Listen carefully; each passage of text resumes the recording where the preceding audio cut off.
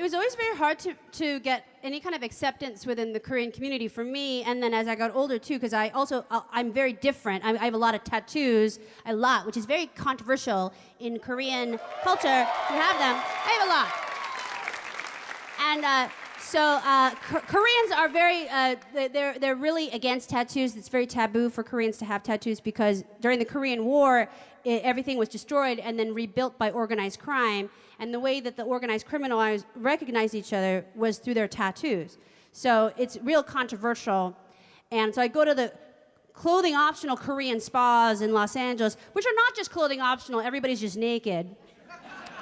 Everybody's naked and I'm just naked with my tattoos and, walking around and Korean people are giving me dirty looks, which is hard to tell. It's hard to tell when a Korean is giving you a dirty look,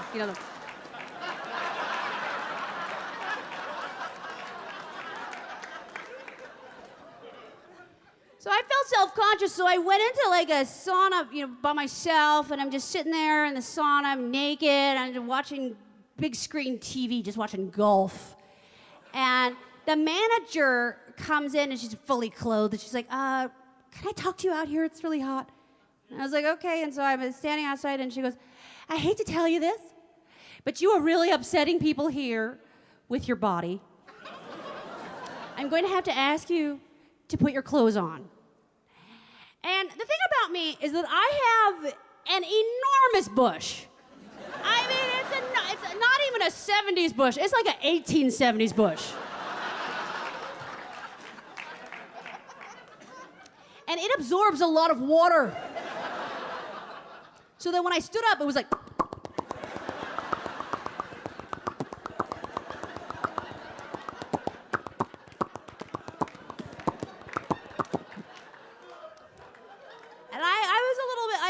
to say, and then, the lady's looking at me, and then I just said, do you know who I am? And her eyes went from my enormous bush to my face, and she really said, oh my God, you're Margaret Cho. I'm a really big fan. I've been to your shows. I think you're amazing, but you still have to put your clothes on.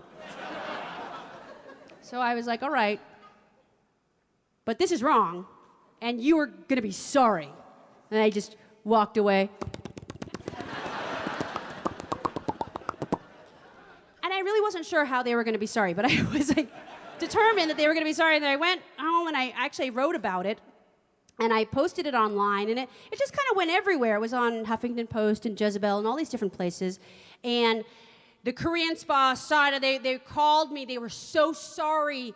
You could hear the bowing over the phone, like, oh, so sorry, so sorry, so sorry.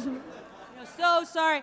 And they offered me whatever I wanted for free. I could come back and I could have whatever I wanted, anything I wanted for free. But I didn't want to go because I was very offended. I thought that was really wrong for them to discriminate against me. I think it's okay for people to be freaked out by my looks or whatever, but you can't have the management say that you should, put your clothes on. It was wrong. So I was really angry. I didn't want to go. But then I talked to my mom about it, and she was like, but it's free!